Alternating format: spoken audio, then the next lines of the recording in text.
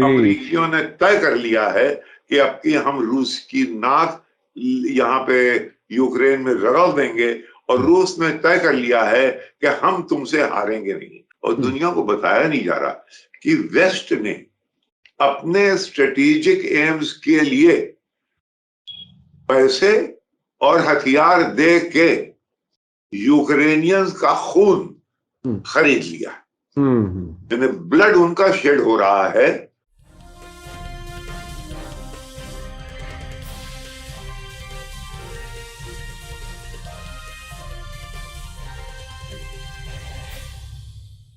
Hello, नमस्कार, आदाब, सत श्री अकाल और अस्सलाम वालेकुम। मैं हूं मोहम्मद अहमद काज़मी, लेकर आया हूं आपका पसंदीदा कार्यक्रम आपके रूबरू। आज संडे है और आज बहुत ही अहम कुछ चीजें हम सईद नकवी साहब से जरूर सुनना और समझना चाहेंगे। इस वक्त बहुत से वाकयात एक साथ हो रहे हैं। एक तरफ तो यूक्रेन जंग है और अभी फ्राइडे में एक वाकया हुआ है जेरूसलम, जिसको अल कुद्स कहा जाता है, मस्जिद अल अक्सा, जिसे मुसलमानों का तीसरा अहम तरीन मजहबी मकाम कहा जाता है। वहां इजरायली फौजों ने घुस करके कुछ ऐसी कार्रवाइयां की हैं, फौजी कार्रवाइयां, जिसमें तकरीबन 150 लोगों के जख्मी होने की खबर है। और जो वीडियो आई है वो बहुत ही दिल दहला देने वाली है। और इजरायलियों ने यह कहा है कि हम किसी भी मजहबी यानी इबादत को रोकना नहीं चाहते, लेकिन वहां कुछ हमास के और जिहाद इस्लामी के लोग थे, उनको हमें बाहर निकालना था। और साथ में वो ये कह रहे हैं कि हम इबादत की आजादी बाकी रखना चाहते हैं। साथ में ये नहीं कह रहे कि सिर्फ मुसलमानों की आजादी या उनकी भी, जिनको वो भेजते हैं। ये खैर अलग एक इशू है, इस पर फिर कभी बात होगी। सईद नकवी साहब, ये वाकयात किस तरह से दुनिया को मोड़ करके कहां लेकर के जा रहे हैं, आप इसे किस तरह से देख रहे हैं, खासतौर पे यूक्रेन जंग और उसके साथ अब इजरायली फोर्सेस के जरिए अल अक्सा में, ऐसे वक्त में जब दुनिया के मुसलमान रमजान के रोजे रख रहे हैं और इस महीने में तो आमतौर पर जो चलती हुई जंगें हैं वो रुक जाती हैं। यमन जंग रुकी हुई है इस वक्त। जी, अब क्या करें, दिल भर आता है। अफसोसनाक, इबरतनाक मनाजिर देखने को आ रहे हैं टेलीविजन पे। यूक्रेन से लेके अल-अक्सा मस्जिद तक। अल-अक्सा मस्जिद ये वो है, पता नहीं आपको याद है कि नहीं काज़मी साहब, कि 19 60s में एक अरब, ये ऑस्ट्रेलियन दीवाना था, उसने हमला किया था अल-अक्सा पे, कुछ तोड़ने फोड़ने की कोशिश की थी। हाँ, बड़ा हंगामा हुआ था। मैं उन दिनों में बाकायदा उड़ के आया वहां से, एथेंस में था मैं, एथेंस ग्रीस में। वहां से फ्लाइट थी, मैं आया।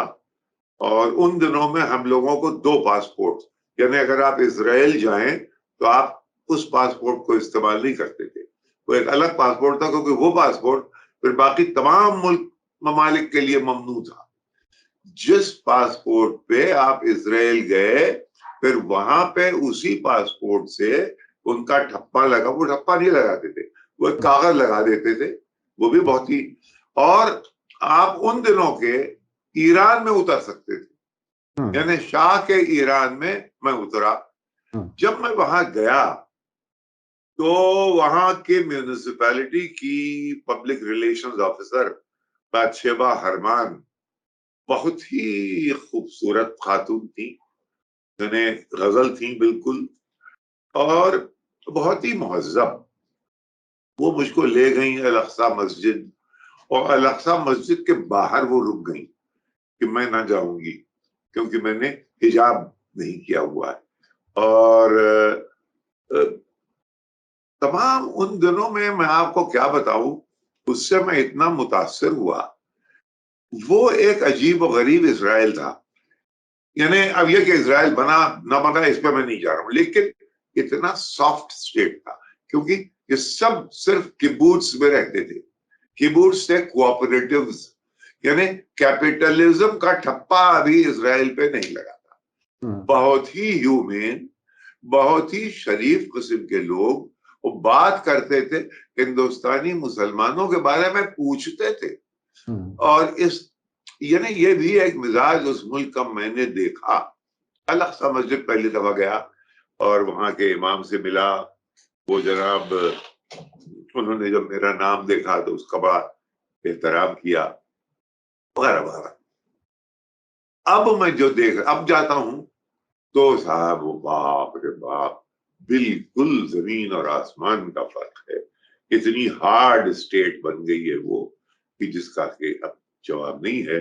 और आप पता नहीं कितने लोग जाते हैं गाजा में, गाजा की हालत आप देखिए, वहां से निकल के आप आइए जेरूसलम में या तेल अवीव में, तो बिल्कुल दो अलग दुनिया एक ही दायरे में रहती हैं। ये जो डिस्पैरिटी है, यही सबसे ज्यादा मुज़िर है और यही इस दुनिया को बदलेगी आखिर में। वक्त लगेगा। गालिब याद आते हैं कभी कभी, रात दिन गर्दिश में है सात आसमां, हो रहेगा कुछ न कुछ घबराएं क्या। गालिब के जमाने में इतनी बहुतात नहीं थी इंफॉर्मेशन की, बल्कि जब वो पहली दफा कलकत्ते गए अपनी पेंशन बहाल करवाने के लिए, तो उन्होंने पहली दफा वायरलेस देखा और उससे इतना मुतासिर हुए कि उन्होंने सर सैयद अहमद की रिक्वेस्ट को रद्द कर दिया। रिक्वेस्ट क्या थी?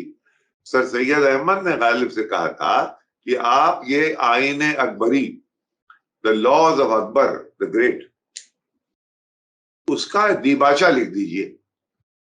उन्होंने बंद की किताब, उन्होंने कहा कि किन चक्करों पड़े हुए ये पुराने दक्यानूसी बादशाहों के। अरे कलकत्ते जाके देखो, हवाओं में खतूत उड़ रहे हैं। यानी इतना ज्यादा अपने वक्त के आगे वाला आदमी था वो अपने नजरिए में। उसने मना कर दिया, फिर उसने दिबाचा सर सैयद अहमद खान का नहीं लिखा। लेकिन ये रात दिन वो कह सकता था कि रात दिन गर्दिश में है सात आसमान। लेकिन अब जो मैं मुसीबतें देख रहा हूं, देखिए, एक आपके सामीन, आपके व्यूअर्स, आपके लिसनर्स इस बात को बिल्कुल समझ लें, और ये मैं बहुत सोच समझ के कह रहा हूं कि इस वक्त आज हम दुनिया की तारीख के इन्फ्लेक्शन पॉइंट पे हैं। यानी सुई यहां है, इधर और उधर करने का झगड़ा है। यानी अगला वर्ल्ड ऑर्डर जो है 1945 से अभी तक एंग्लो सैक्सन्स और यूरोपियंस और गोरों के हाथ में रहा। वो अंदाजा ये हुआ कि धीरे धीरे स्लिप कर रहा है चीन के राइज होने के बाद, और उसमें यूक्रेन को एक गोया फुलक्रम, एक बहाना बना के, बल्कि मैं तो ये कहूंगा कि यूक्रेनियंस का खून वेस्ट ने खरीद के अपनी स्ट्रेटेजिक जंग लड़ रहे हैं और खून बर्बाद हो रहा है यूक्रेनियंस का। ये और जाहिर है मीडिया के ऊपर सब कुछ है। हमारे यहाँ के लोग, हमारे यहाँ तब बड़े बड़े पंडित बाकायदा लिख रहे हैं, अरे साहब आपको कैसे मालूम वहां क्या हो रहा है? हमें नहीं मालूम है। यानी बूचा में ये कहा जा रहा है कि बूचा में उन्होंने जेनोसाइड किया। अच्छा साहब, एक जेनोसाइड हुआ था, आप लोगों को, ऑडियंस को याद दिला दूं, एक हुआ था मायलाई में। मायलाई वियतनाम में था। मायलाई 1968 में जब वो हुआ था, जेनोसाइड मैसेकर हुआ था, एक इलाके में जाके अमेरिकन फोर्सेस ने किया था। उन दिनों में वहां बहुत बड़े बड़े जर्नलिस्ट थे, जैसे वॉल्टर क्रॉन्काइट। उन लोगों ने इसको एक्सपोज किया था, और एक्सपोज करने के बाद यह हुआ था कि वियतनाम वॉर की रविश बदल गई, वियतनाम बदल गई, वियतनाम अमेरिका हार गया। और उसमें सच बताने वाले वहां के अखबार नवीस थे। अब वो, हालांकि बार बार ये बात मैं कहता हूं, लेकिन ये बहुत अहम है इसको रिपीट करना। जैसे हम अक्सर दुआएं रिपीट करते हैं, जैसे हम अक्सर कलाम पाक के पारे रिपीट करते हैं, वैसे ये रिपीट करने वाली बात है कि जब तक ये दुरुस्त नहीं होगा, देखिए आपने कैसे मान लिया कि जो हो रहा है वो दुरुस्त है? मैं ये नहीं कह रहा कि वो झूठ है, लेकिन मुझे मालूम नहीं है, यानी मैं एग्नोस्टिक हो सकता हूं। क्यों? मैं आपको 2 एग्जांपल्स देता हूं अपनी अपनी जिंदगी के।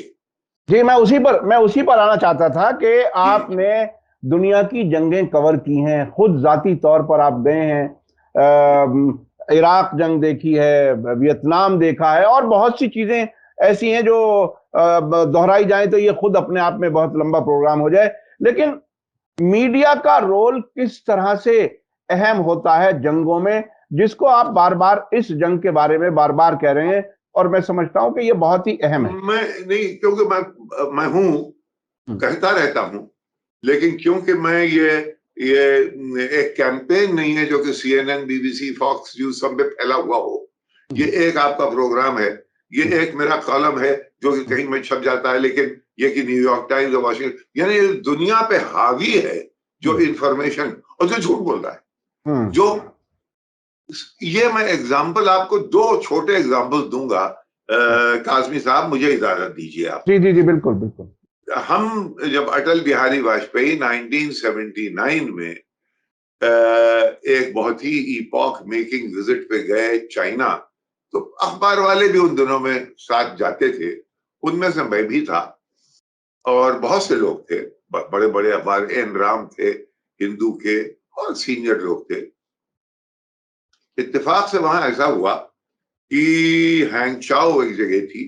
हैंगचाओ में जब हम लोग पहुंचे तो हमारे सुभाष चक्रवर्ती टाइम्स ऑफ इंडिया के थे, बहुत सीनियर, उन्होंने गिरिलाल जैन को मैसेज किया बॉम्बे कि भाई हम लोगों की कहानियां पहुंच रही हैं और सब ठीक ठाक चल रहा है ना। गिरिलाल जैन ने बंबई से चक्रवर्ती को हैंगचाओ में बताया कि हाँ, तुम्हारी और सईद सबकी कहानियां बहुत अच्छी तरह से प्ले हो रही हैं, लेकिन एक चीज तुम्हें बताएं, कोई एक इन्वेजन हो गया है। उसने कहा क्या? तब इन्वेजन हो गया है, चीन ने वियतनाम को इन्वेड कर दिया। अरे, अब ये सुभाष जाग गया, इसने जगाया। जगत मेहता फॉरेन सेक्रेटरी थे, वो दौड़ के पैजामे में अपने नाइट सूट में गए अटल बिहारी वाजपेयी के यहाँ। और उन लोगों को ये हुआ कि भाई हमको बताए बगैर एक हमला कर दिया है एक दोस्त मुल्क पे, तो वो विजिट कैंसिल हो गई, और ये हुआ कि अब हम लोग वापस जाएंगे। बहुत ही वो विजिट बाय इटसेल्फ, कभी आप पूछेंगे तो वो बड़ी दिलचस्प है। तो हमने और राम ने चीनियों से कहा कि भाई देखिए, हम लोग बाकी जर्नलिस्ट तो सब वापस जा रहे हैं, लेकिन आप हमको जंग के फ्रंट पे ले चले। उन्होंने कहा बिल्कुल। तो हम सब तैयार हो गए, और उनका कि रुकना पड़ेगा। हम रुके, 1 रात रुके, 2 रात रुके, तीसरे दिन वो आया, तो कार्डर उसे कहते थे, आया, उसने कहा साहब आप नहीं जा सकते। क्यों नहीं जा सकते? ये नहीं बताया। राम चले गए अपने, वापस आ गए। मैं चला गया बैंकॉक, क्योंकि उन दिनों में यार जवानी थी, और बस उन दिनों मुझ पे शहर यारों से रकाबत का जुनून तारी था, और जर्नलिज्म में अगर कुछ करूं तो मैं करूं। मैं साहब पहुंचा बैंकॉक। बैंकॉक में अल्लाह के का करम मुझ पे हमेशा होता था। वहां आबिद हुसैन साहब, जो हमारे एम्बेसडर बने आखिर में वॉशिंगटन में, वो वहां किसी UN एजेंसी में थे।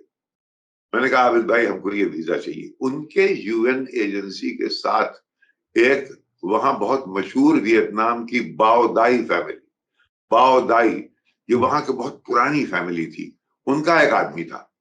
उसने साहब यूं मैसेज भेजा, और साहब तब से मुझे न सिर्फ वीजा मिला, बल्कि मुझे वहां के जो बहुत ऊंचे लीडर थे, जुआन थुई, उनसे मुलाकात हुई, और मैं वहां के VIP गेस्ट हाउस में पहुंचा दिया गया, जिसमें कि तमाम खवातीन मेरी देखभाल कर रही थी। यहां तक कि शिवा रामाकृष्णन जो एम्बेसडर थे, कहने लगे भाई ख्याल रखना, ये सब सेंट्रल कमेटी के मेंबरान की बीवियां हैं जो इस तरह से ये सोशल वर्क कर रही है। मैंने कहा भाई माफ करो, मैं यहाँ इसलिए नहीं आया हूं, मैं टाइपराइटर पे काम करने आया हूं। खैर, उन दिनों में वहां इंफॉर्मेशन किसी के पास कुछ नहीं थी। ये लोग सब मिलते थे इंडोनेशियन एम्बेसडर का एक बैडमिंटन कोर्ट था, वहां सब सफीर कबीर जाके मिलते थे, आपस में तय करते थे, फिर अपने अपने एम्बेसीज आते थे और बहुत ही इंसाइटफुल डिस्पैचेस भेज दिया करते थे। मेरा जरा सा मुख्तलिफ था, मैंने इनसे कहा जुआनसुई के दफ्तर से कि भाई मैं जंग देखना चाहता हूं, क्योंकि चीनियों ने हमें मना कर दिया। इनका फौरन गाड़ी में बैठे ले गए लैंगसॉन, जो लैंगसॉन की बैटल थी उस जंग की। लैंगसॉन में मैंने देखा कि लोग सेलिब्रेट कर रहे हैं, वहां हिल था, पहाड़ से मैं नीचे देख रहा हूं तो एक असलहे, चीनी असलहे लेके वापस जा रहे हैं वियतनामी सोल्जर्स और सेलिब्रेट कर रहे हो, गाने गा रहे हैं। तो सेलिब्रेशन है यहाँ तो। मैंने कहा ये क्या है? अब देखिए दो चीजें, तीन एविडेंस। चीनियों ने मना कर दिया कि आप जंग पे नहीं जा सकते, वियतनामीज ने फौरन कहा कि आप न सिर्फ फ्रंट जाइए बल्कि वहां जाइए जहां की बैटल हुई है, वहां ले गए। और तीसरे मैं ये देख रहा हूं कि सेलिब्रेशन कंक्लूजन, अरे यहाँ तो डेंग शाओपिंग ने कहा था कि हम वियतनाम को लेसन सिखाएंगे, ये तो उल्टा लेसन सीख गए ये लोग। अब मैंने ये जनाब, मैं वापस आया, आके मैंने कहानी लिखी कि Vietnam teachers Dung a lesson, यानी वियतनाम ने डंग को एक लेसन सिखा दिया। एक अच्छा साहब, दूसरे दिन रामनाथ गोयनका जो मेरे प्रोप्राइटर थे, वो कह लिए कि अच्छा है, अच्छा है, ये मतलब जो उछलेंगे अच्छा है, लेकिन कहानी न ज्यादा जल्दी होना चाहिए न ज्यादा देर में। हमने कहा इसका मतलब क्या हुआ? कहने लगे look here Shri Mulgaonkar editor in chief थे। बड़ा फख्र था रामनाथ गोयनका को कि श्री मुलगांवकर सिर्फ अमेरिकन एम्बेसडर के साथ डिनर खाते हैं और बाकी जितने एम्बेसडर वो सब रिफरेंस है, यानी उनके वो Shri was at dinner with the American ambassador last night. तो वहां तुम्हारी ये वियतनाम की कहानी का किस्सा निकला और अमेरिकी सफीर ने यह बताया कि उनके अखबारों में तो कुछ भी नहीं।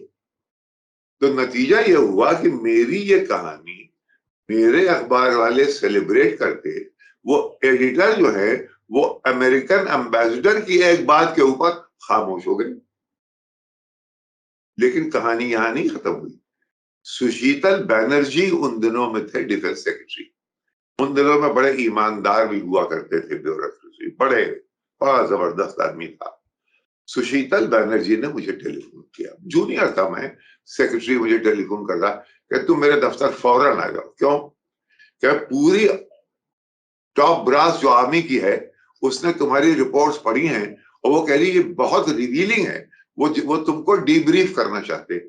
मैंने कहा भाई ये सरकारी काम है, आप एडिटर से पूछ लीजिए तब मैं आ जाऊंगा डीब्रीफ वगैरह के लिए। उसने टेलीफोन कर दिया मुलगांवकर को। अब मुलगांवकर शशोपंज में कि उधर तो एम्बेसडर की खाए हुए हैं, तो इधर डिफेंस मिनिस्ट्री से आ रही है कि साहब इसको फौरन भेजिए, इसने तो कयामत की चीजें लाया। बहरहाल उन्होंने मुझे भेजा, मैं गया। अब देखिए है क्या क्या हुआ। वेस्टर्न मीडिया ने उस जंग को इसलिए चाइना को विक्ट्री विक्टोरियस कहने के लिए खामोश हो गए। क्यों? कि 1973 में किसिंजर और निक्सन साहब इपॉक मेकिंग विजिट पे गए थे बीजिंग, पाकिस्तान के जरिए जुल्फिकार अली भुट्टो ने वो मीटिंग खामोशी से तय कराई थी। है चीन का और पाकिस्तान का जो रिश्ता है उसकी तरफ भी एक इशारा है। ये जेडे भुट्टो ने तय कराई थी ये मीटिंग और ये खामोशी से ये चले गए थे। किसिंजर वहां पूरा उन्होंने लेआउट किया चाओ एन लाई और माओ जेतुंग और तमाम लोगों से। उसके बाद आए फिर वो, उन दिनों में न्यूयॉर्क टाइम्स का कॉलमनिस्ट होता था बहुत बड़ा जेम्स रेस्टन गया, वो चेक इन किया उसने एक एक्यूपंक्चर क्लिनिक में बीजिंग में, उसकी बड़ी तस्वीरें आई के साथ एक रोमांस शुरू हो गया था चीन और वॉशिंगटन के बीच में, रूस के खिलाफ, सोवियत यूनियन के खिलाफ। इस वक्त जबकि यह रोमांस हो रहा है, जबकि हमने एक नया दोस्त पकड़ा है, वो नया दोस्त रूस के एक छोटे दोस्त से फिर से जाए जंग में, ये हम मानने को तैयार नहीं है। यानी वेस्टर्न मीडिया ने को ये लाइन दे दी गई कि इस विक्ट्री को मत रिपोर्ट करो, वक्त गुजरा। क्योंकि ट्रूथ बहुत देर तक नहीं छुपता है। आप देखेंगे कि यूक्रेन का ट्रूथ अभी नहीं, अभी जब ये खत्म हो जाएगी, जब उसके बाद निकलना शुरू होगा, और खुद उनके यहां से निकलेगा। उनके यहां भी बड़े बड़े जर्नलिस्ट हैं जो कि इन्वेस्टिगेट करेंगे।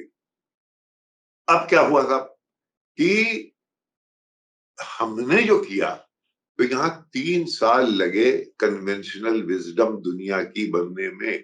एक अकेला वाहिद मैं था, काजमी साहब, अकेला, बजाय इसके कि सेलिब्रेशन होता कि साहब ये उन दोनों नौजवान था मैं भाई, और उसके बाद लेकिन दुनिया के को स्कूप कर दिया था, लेकिन तस्करा उसका नहीं हुआ। 3 साल के बाद ये अब कन्वेंशनल विजडम है कि एक ही वाहिद मुल्क है इस दुनिया में जिसका नाम है वियतनाम, जिसने 3 permanent members of the security council उनको जंग के मैदान में हराया। अब ये कन्वेंशनल विजडम है। कौन? सबसे पहले फ्रांस, डियन वियन फ्यू, फिर अमेरिका, साइगोन, फिर चाइना, लैंगसोन। ये बहुत ही बड़ी बात है। अच्छा, चूंकि जी चूंकि सोशल मीडिया पर बहुत ज्यादा लंबी बात नहीं हो सकती, अभी आपसे कई बातें और करनी है। इराक जंग का तजर्बा कैसा था? ये तो आपने बता दिया, बहुत ही दिलचस्प अंदाज में बताया। इराक में तो आप भी मौजूद थे, इराक में आप भी मौजूद थे। आपको याद है कि ये 9 तारीख को, अप्रैल 9, 2003 तय किया डिक चेनी साहब, जो कि इस वक्त वाइस प्रेसिडेंट थे। डेजर्ट स्टॉर्म के जमाने में वो डिफेंस सेक्रेटरी थे, तो बहुत सिस्टम को रिफाइन करके वही लाए थे यहाँ पे। और ये हुआ कि वो अनाउंस करेंगे विक्ट्री, लेकिन विक्ट्री अनाउंस करने के लिए टेलीविजन के ऊपर तस्वीरें चाहिए थी। तस्वीरें क्या हों?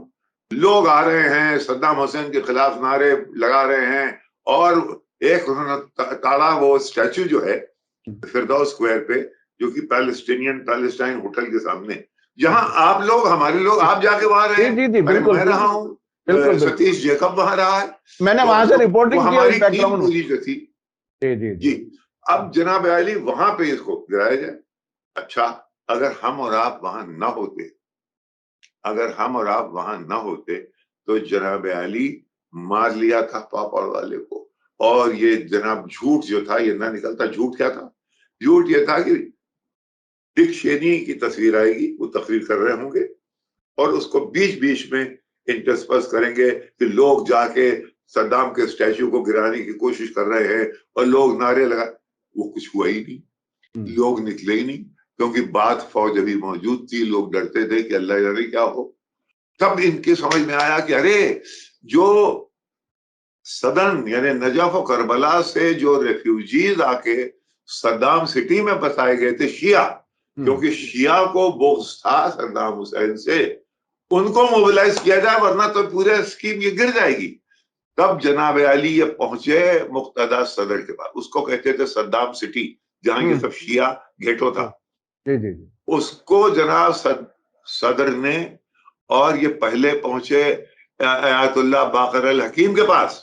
वो उनसे क्या बात हुई मुझे नहीं मालूम, लेकिन सदर ने इनकी मदद की, और लोग जनाब वहां से निकले। सद्दाम सिटी से उसका नाम बदल दिया गया, सदर सिटी उसका नाम कर दिया गया बतौर तोहफा।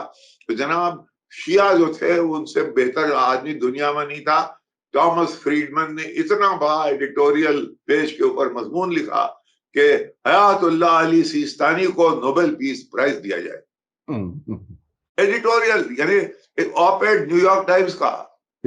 उसके बाद मालूम हुआ तो ये जो स्टैचू गिराया गया, उसके गले में इन्होंने लोहे के हुप्स डाले, और मरीन्स ने एक आर्मर्ड कैरियर से उसको गिराया नीचे, वो यूं गिरा।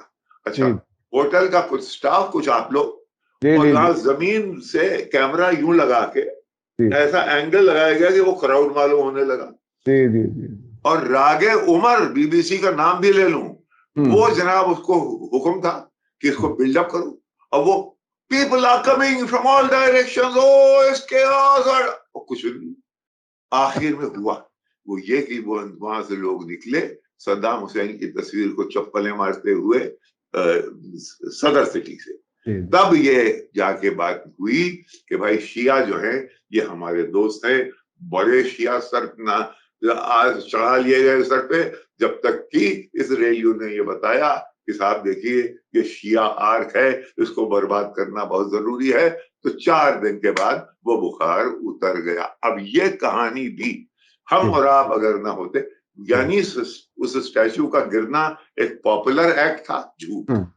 अभी तक अगर आप देखिए उसमें CNN के प्रोमोज में वो दिखाते हैं जैसे कि वो लोगों ने गिरा दिया ना, ये मरीन्स ने एक लैसो उसके गले में डाल के उसको खींचा, उसको इस तरह से गिराया गया और कोई पॉपुलर अपराइजिंग नहीं हुई थी भाई साहब। यानी कहने का मतलब ये है कि यही हम कैसे मान लें कि यही यूक्रेन में नहीं हो रहा है। ये बहुत नहीं कह रहा कि जो कहा जा रहा है वो झूठ है, मैं ये कह रहा हूं कि मैं कैसे मान लूं, क्योंकि मैं वहां नहीं हूं। ये बहुत ही अहम बात है। मैं अपने दर्शकों को बता दूं कि आमतौर पर यह कहा जाता है कि अमेरिकन के साथ शिया मिल गए और सद्दाम को उखाड़ दिया जो सुन्नी था। बुनियादी बात वही थी जो शहीद नकवी साहब ने कही है कि चूंकि शियों पर काफी जुल्म किए थे और वो वहां आकर के रह रहे थे गेटोज में, बिल्कुल ऐसे जैसे अगर आप दिल्ली में देखें तो सीलमपुर या उससे भी आगे कहीं सीमापुरी, इस तरह से मैं भी उस जगह को बंबई में धारवी, बिल्कुल बंबई में धारवी, जी बंबई में धारवी, बिल्कुल। तो उस तरह से लोगों को लाया गया। एक वाकया मैं अपना बताऊं कि तारीख कैसे तब्दील होती है, बहुत ही दिलचस्प है। मई 2002 में यानी जंग शुरू होने से पहले तकरीबन 7-8 महीने पहले सद्दाम हुसैन का बर्थडे मनाया जा रहा था और मैं भी उसमें मेहमान के तौर पर था। उसके फिलिस्तीन होटल के बिल्कुल सामने दूसरा होटल है, उसे उस टाइम स्टार होटल कहते थे, और वहां एक बड़ी तस्वीर बाहर लगी और तस्वीर सद्दाम हुसैन की लगी, तो उसके सेलिब्रेशन में वहां दुम्बा काटा गया और बहुत सेलिब्रेट किया गया, बैंड बाजे बजे, और फिर उसी चौराहे पर सामने ये स्टैचू गिराई गई कुछ ही महीने के बाद। तो ये मुल्कों की तारीखें बड़ी दिलचस्प होती हैं। एक वाकया उस जंग का मुझे भी याद आता है, जब मैं 9 अप्रैल को, जिस दिन ये वाकया हुआ, मैं पहुंचा था अर्बिल, और अर्बिल होटल कमरे में जाते ही मैंने देखा टेलीविजन पर तो वो स्टैचू गिराई जा रही थी। उसके फौरन बाद वाकयात ऐसे होने लगे और मेरे पास ऐसी सोर्स बहुत ही मजबूत वहां के लोकल जर्नलिस्ट के जरिए मिल गई थी कि मुझे यह भी पता चल जाता था कि अगले दिन कौन से शहर में अमेरिकी फौजी पहुंचने वाले हैं। मैं पहले दिन तिकरीत पहुंचा जिस दिन अमेरिकन पहुंचे, और वहां दजला के किनारे, दजला के पुल पर एक मिसाइल मारी अमेरिकन ने, जिससे एक तरफ डाइवर्ट हो गया सारा ट्रैफिक, एक तरफ से पुल गिर गया। उस वक्त जब हम वहां पर पहुंचे तो एक ट्रक किस्म की गाड़ी, उसमें से कुछ जवानों को अमेरिकन गिरफ्तार कर रहे थे। मेरे पास जो कैमरामैन था वो बहुत ही होशियार था, लोकल इराकी, उसने फौरन उसको फिल्म लेनी शुरू कर दी और अमेरिकन ने आकर के रोकने की कोशिश की, तो उसने कहा कि मेरे पास कानूनी तौर पर जेनेवा कन्वेंशन वगैरह का उसने जिक्र किया और वो करता रहा। ये दिलचस्प वाकया ये है कि हमें ये अगले दिन ये मीडिया में पता चला कि अमेरिकन ने ये कहा कि बास पार्टी के कुछ जवान थे जिनको अमेरिकन ने पकड़ा। हालांकि वहां उस जमाने में, सद्दाम हुसैन के जमाने में, कोई हथियारों पर लाइसेंस नहीं था। सब लोग जंग की वजह से सेल्फ डिफेंस के लिए अपने साथ हथियार रखते थे, तो उनके पास भी कुछ हथियार मिले होंगे, जैसे और भी इराकी, क्योंकि हमने वहां इराक में हथियारों के बाजार पर भी स्टोरी की थी। तो ये और इस वीडियो की बहुत ही दिलचस्प बात यह है कि पूरी दुनिया के मीडिया को हमने दिया था, जो APTN ने 2 दिन हमारा $1000 वाला जो ट्रांसमिशन था वो फ्री किया था, उसकी वजह से वो हमने उसको प्रोवाइड किया था। तो ये नैरेटिव बनाना उनका मीडिया का अपना तरीका होता है, कौन सी बात किस तरह से कही जाएगी। जो मैदान में होता है जर्नलिस्ट, उसे भी पता नहीं होता कि कल क्या कुछ बता दिया जाएगा इसके बारे में। तो ये बहुत ही अहम है। एक आपका और भी मार्का मुझे याद है, शायद अहमद शलाबी जो कि बाद में प्राइम मिनिस्टर बने, आपने उनका इंटरव्यू, कोई दुनिया का पत्रकार अखबार नवीस नहीं था, आपने इंटरव्यू किया, लेकिन नक्कार खाने में तूती की आवाज ये हो जाता है क्योंकि नक्कार खाना उनके हाथ में। जी, आयतुल्लाह बाकर अल हकीम के 2 इंटरव्यू किए थे मैंने, एक बार तेहरान से, एक बार नजफ से, और पूरी दुनिया ने, उन्होंने भारत की डेमोक्रेसी जैसी हो उसके बारे में भी कुछ बात की थी, इराक में वो कैसी हुकूमत चाहते हैं उसके बारे में बात की थी। तो नकवी साहब, क्लोजिंग कुछ खास, अगर कुछ आखिर में कुछ नतीजे के तौर पर कहना चाहें तो? क्लोजिंग यही है कि नजर रखिए कि इस वक्त बहुत ही, जैसे मैंने कहा, अंग्रेजी में कहते हैं इन्फ्लेक्शन पॉइंट, कि मलकुल मौत अड़े हैं कि मैं जान लेके टलूं, तो सर बसजदा है मसीहा के मेरी बात रहे। अमरीकियों ने तय कर लिया है कि अब की हम रूस की नाक यहाँ पे यूक्रेन में रगड़ देंगे, और रूस ने तय कर लिया है कि हम तुमसे हारेंगे नहीं। अब ये स्टेलमेट कहाँ जाके खत्म होता है, क्योंकि इस पे मुनसर है कि अगला वर्ल्ड ऑर्डर कैसा होगा।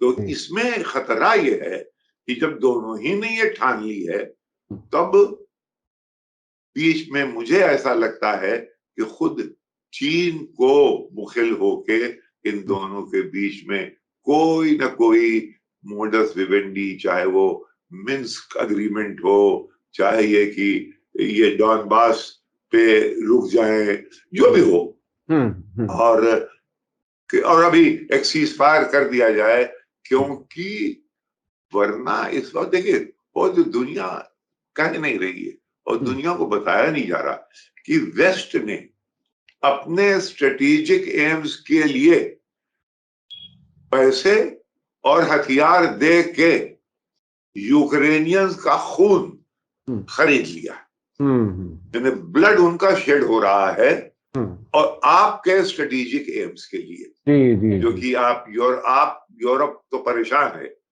अमेरिका बहादुर खास करके। ये बहुत ही तकलीफदेह बात है कि तकलीफदेह बात है, और ये बहुत ही खतरनाक हो सकती है, क्योंकि अगर बीच में रुक आके किसी ने इनका मेल मिलाप, जैसे कुश्ती में जब स्टेलमेट आ जाता है तो वो अंपायर आके बीच में दोनों को अलग करता है, वो अंपायर इस वक्त कौन है?